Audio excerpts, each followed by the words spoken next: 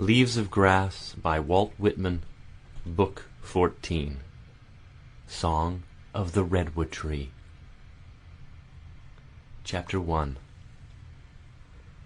A California song, a prophecy and indirection, a thought impalpable to breathe as air, a chorus of dryads fading, departing, or hamadryads departing, a murmuring, fateful, giant voice out of the earth and sky, a voice of a mighty dying tree in the redwood forest dense.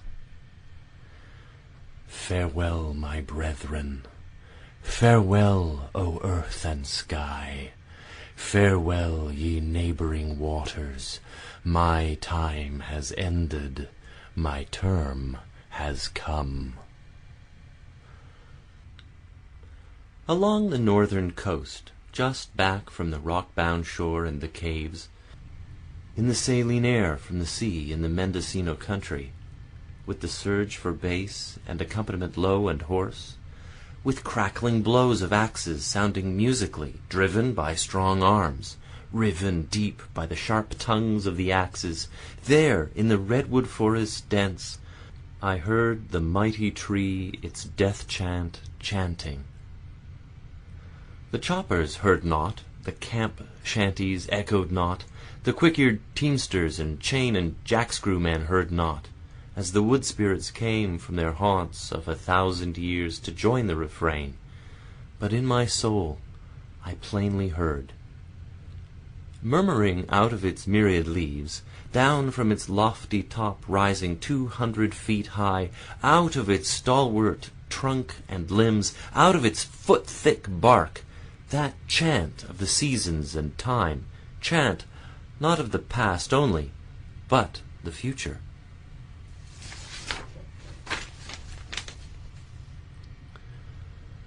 You untold life of me, and all you venerable and innocent joys, perennial hardy life of me with joys mid rain and many a summer sun, and the white snows and night, and the wild winds.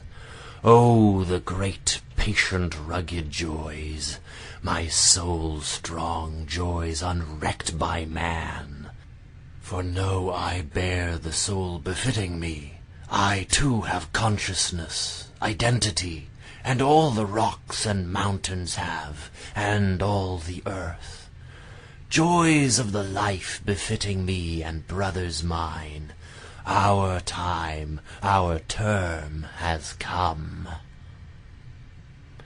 Nor yield we mournfully majestic brothers, we who have grandly filled our time, with nature's calm content, with tacit huge delight, we welcome what we wrought for through the past, and leave the field for them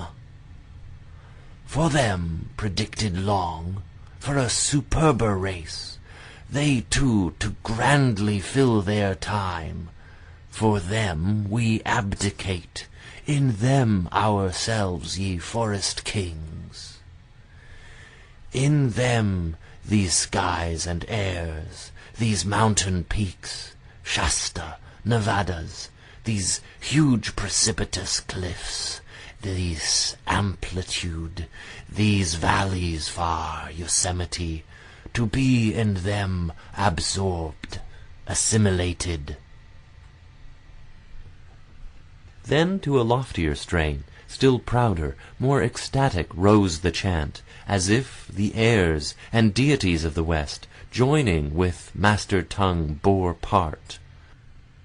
Not wan from Asia's fetishes, nor red from Europe's old dynastic slaughterhouse, area of murder plots of thrones, with scent left yet of wars and scaffolds everywhere, but come from nature's long and harmless throes, peacefully builded thence, these virgin lands, lands of the western shore, to the new culminating man, to you, the empire new, you promised long, we pledge, we dedicate.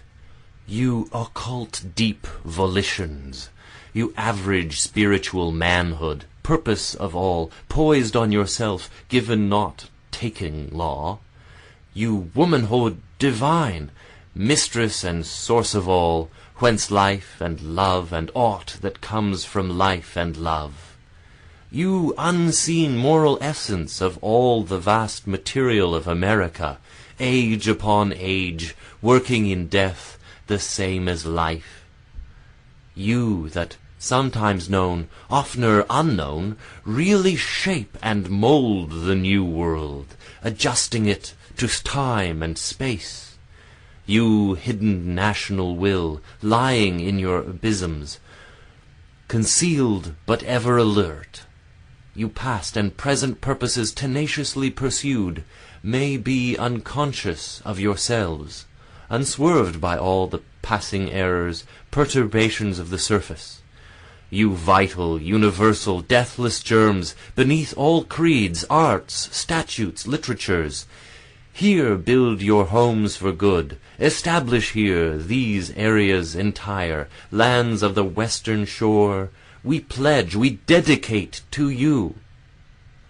For man of you, your characteristic race, here may he hardy, sweet, gigantic grow, here tower proportionate to nature, here climb the vast pure spaces unconfined, unchecked by wall or roof, here laugh with storm or sun, here joy, here patiently inure, here heed himself, unfold himself, not others' formulas heed, here fill his time, to duly fall, to aid unwrecked at last, to disappear, to serve.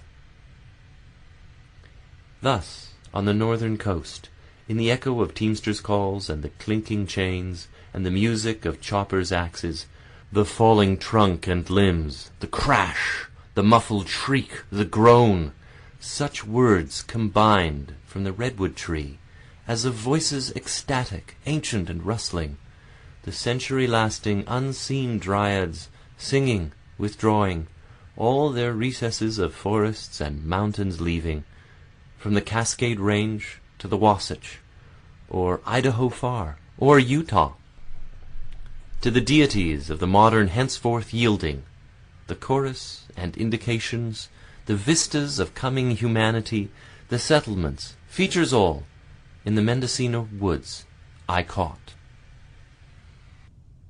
Chapter 2. The flashing and golden pageant of California, the sudden and gorgeous drama, the sunny and ample lands, the long and varied stretch from Puget Sound to Colorado South, lands bathed in sweeter, rarer, healthier air, valleys and mountain cliffs, the fields of nature long prepared and fallow, the silent, cyclic chemistry, the slow and steady ages plodding, the unoccupied surface ripening, the rich ores forming beneath. At last, the new arriving, assuming, taking possession, a swarming and busy race, settling and organizing everywhere, ships coming in from the whole round world and going out to the whole world, to India and China and Australia and the 1,000-island paradises of the Pacific, populous cities, the latest inventions, the steamers on the rivers, the railroads, with many a thrifty farm, with machinery and wool and wheat and the grape, and diggings of yellow gold. Chapter 3. But more in you than these, lands of the western shore, these but the means, the implements, the standing ground. I see in you, certain to come, the promise of thousands of years, till now deferred, promised to be fulfilled, our common kind, the race. The new society, at last, proportionate to nature, in man of you, more than your mountain peaks or stalwart trees imperial, in woman more, far more, than all your gold or vines or even vital air. Fresh come to a new world indeed, yet long prepared, I see the genius of the modern, child of the real and ideal, clearing the ground for broad humanity, the true America, air of the past so grand, to build a grander future.